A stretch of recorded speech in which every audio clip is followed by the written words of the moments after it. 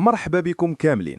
في هذا الفيديو غادي نهضروا على واحد الموضوع اللي كيهم بزاف ديال الناس في إسبانيا، خصوصا الجالية المغربية والعربية، وهو موضوع البارو والمساعدات اللي كتجي من بعده.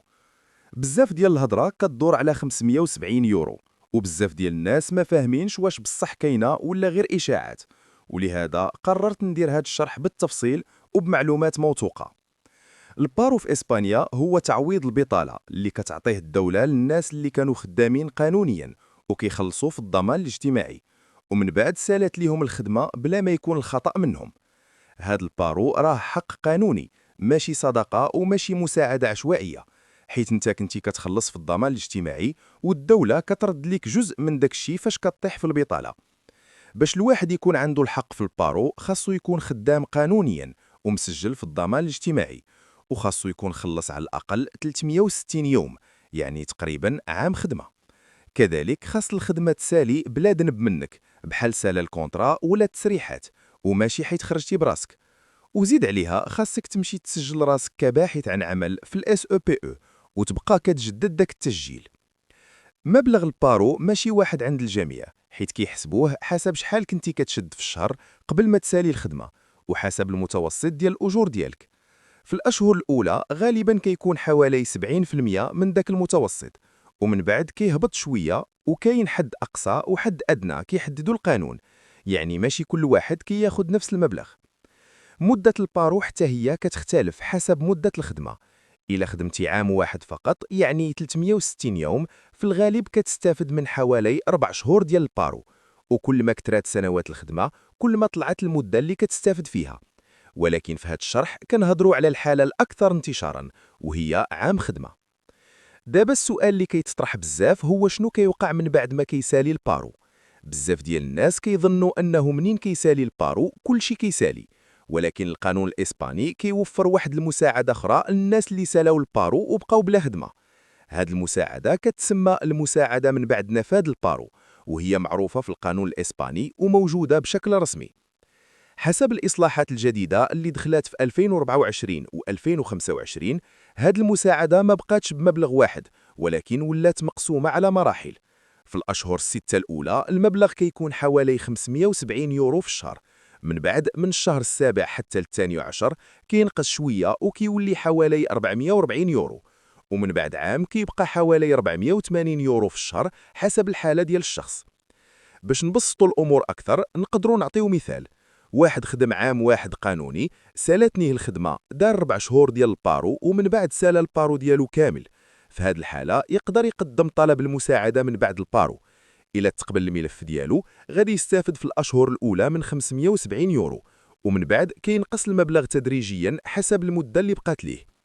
ولكن خاص نعرفوا أن هذه المساعدة ما كتعطاش لأي واحد أوتوماتيكيا، خاص تكون ساليتي البارو كامل، وخاصك تبقى مسجل كباحث عن عمل وكتجدد التسجيل ديالك، وخاصك تقدم الطلب في الوقت القانوني، حيث عندك حتى 6 شهور من بعد ما يسالي البارو. كذلك خاص ما يكونش عندك دخل كبير، حيث إلا كان عندك دخل طالع ممكن يرفضوا الملف. كاينه واحد النقطة مهمة بزاف خاص الناس تاخدها بعين الاعتبار، وهي الالتزام بالقانون. إلا كنتي كتشد البارو ولا المساعدة من بعده ما خاصكش تسافر برا إسبانيا بلا ما تعلم السي بي، وما خاصكش تخدم نوار. بزاف ديال الناس داروا هاد الأخطاء وتوقف لهم الدعم وطالبوهم يرجعوا الفلوس وحتى تعرضوا للغرامات. التقديم على البارو ولا على المساعدة من بعده كيكون غير عبر الطرق الرسمية، إما في موقع السي بي أو في مكتب السي بي في المدينة ديالك. أي واحد كيقول لك عنده شي طريقة أخرى ولا شي كونيكسيون راه غير كيدور عليك. وباش نكونوا واضحين، ما كايناش شي مساعدة جديدة مستقلة اسمها 570 يورو. داك الرقم راه غير جزء من نظام المساعدة من بعد البارو، وكيكون غير في مرحلة معينة وبشروط. أي كلام آخر اللي كيدور في مواقع التواصل راه خاصو التحقق وما يتاخدش على عوانيه. في الخلاصة، إلا خدمتي عام واحد قانوني فعندك الحق في البارو، ومدة عام خدمة كتكون غالبا حوالي 4 شهور ديال البارو. من بعد إلا بقى تعاطل العار ممكن تطلب المساعدة من بعد البارو وتستافد من مبالغ شهرية كتبدا ب 570 يورو في الأشهر الأولى، ولكن كل شيء مرتبط بالالتزام بالقانون، التسجيل واحترام الشروط. في الاخير وبغيت نختم هذا الفيديو بهذا الكلام من القلب، حيت الموضوع ماشي غير فلوس ولا 570 يورو ولا بارو. الموضوع كبر من هكاك. الموضوع هو الوعي ومعرفة الحقوق وحماية راسك من الضياع ومن الاستغلال. بزاف ديال الناس في إسبانيا خصوصا من الجالية خدامين سنوات وسنوات وكيخلصوا في الضمان الاجتماعي، ولكن منين كتوقع شي أزمة ولا كيسالي لهم الكونترا كيلقاو راسهم ضايعين، ما عارفين لا شنو يطلبوا ولا فين يمشيو، وكيبقاو غير تابعين الهضره اللي كتدور في الفيسبوك ولا الواتساب، وهذا الشيء هو اللي كيضيع الحقوق. خاصنا نعرفوا باللي الدولة الإسبانية عندها نظام وعندها قوانين، وماشي كاملين مثاليين، ولكن على الأقل كاين إطار قانوني واضح.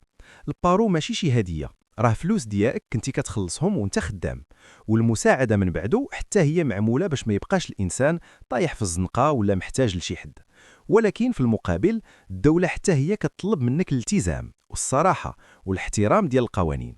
ما يمكنش نطلبوا الحقوق وننساو الواجبات.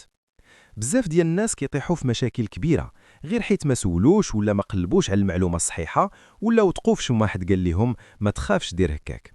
شي واحد يسافر وكيشد البارو، شي واحد يخدم نوار وكيقول ما كاين والو، شي واحد ما كيجددش التسجيل ديالو ومن بعد منين كتجيه الصدمة كيقول ما عرفتش.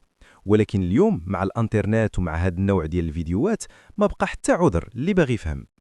هادشي علاش كنقول اي واحد دابا كيسمع هذا الفيديو، سواء كنتي خدام ولا عاطل ولا حتى غير باغي تكون واعي، حاول دائما تمشي للمصدر الرسمي. دخل لموقع ساب، سول في المكتب، قرا، فهم، وما تعتمدش غير على كلام الناس. راه كل ملف مختلف وكل حالة عندها التفاصيل ديالها، وماشي حيت جارك خدا شي مساعدة راه حتى انت غادي تاخدها بنفس الطريقة. خاصنا حتى نكونوا صرحاء مع راسنا. إلا بغينا نعيشوا في شي بلد وناخدوا الحقوق ديالنا، خاصنا نحترموا القانون ديالو، ماشي غير في موضوع البارو ولكن في كل شيء، الخدمة، الضرائب، الإقامات، التصريحات. راه بزاف ديال المشاكل اللي كيطيحوا فيها الناس ماشي حيت القانون ظالم، ولكن حيت الشخص دار شي حاجة وهو عارف باللي غلط، ومن بعد منين كيتعاقب كيقول حقروني. الوعي هنا مهم بزاف. وبالنسبة للموضوع 570 يورو، بغيت نأكد مرة بخرى وبأكبر وضوح باش ما يبقاش حتى لبس. راه ما كايناش شي مساعدة سحرية كتعطيك 570 يورو غير حيت عاطل. هذا الرقم هو جزء من نظام، مرحلة من مراحل، وعنده شروط وعنده سياق قانوني. أي واحد كيختصر لك الموضوع وكيقول غير سير طلب 570 يورو، راه إما ما فهمش أو كيغلط أو كيبغي غير يدير البوز، وانت خاصك تكون أذكى من هذا الشيء. الهدف ديال هذا الفيديو ماشي نخوف الناس ولا نحبس لهم الامل، بالعكس الهدف هو نخليو الناس واعيين، يعرفوا باللي كاين حلول وكاين حقوق، ولكن خاص السلوك الصحيح.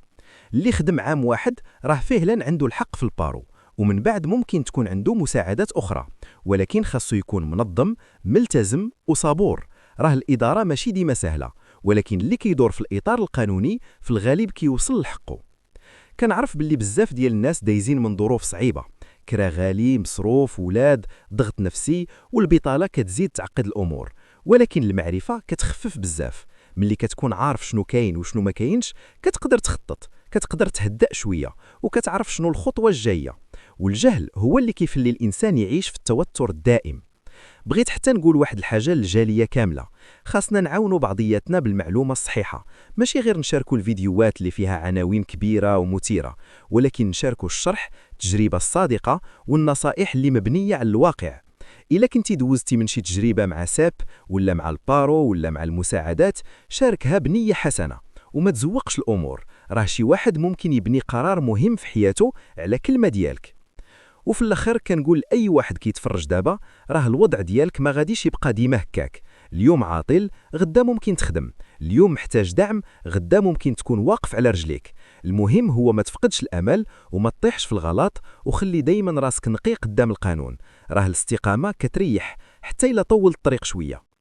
كنشكركم بزاف على الوقت ديالكم وعلى الثقة ديالكم، وكنتمنى من الله يكون هذا الشرح نافع ولو لشي واحد. إلا حسيتي باللي الفيديو فيه فائدة، شاركوه مع العائلة، مع الصحاب، مع أي واحد ممكن يحتاج هذه المعلومة. وكتبوا لي في التعليقات الأسئلة ديالكم أو المواضيع اللي باغيين نهضروا عليها في الفيديوهات الجاية، سواء في البارو، الإقامة، لم الشمل، أو أي حاجة كتهم الجالية. الله يسهل على الجميع، والله يفرج على كل واحد دايز من ضيق.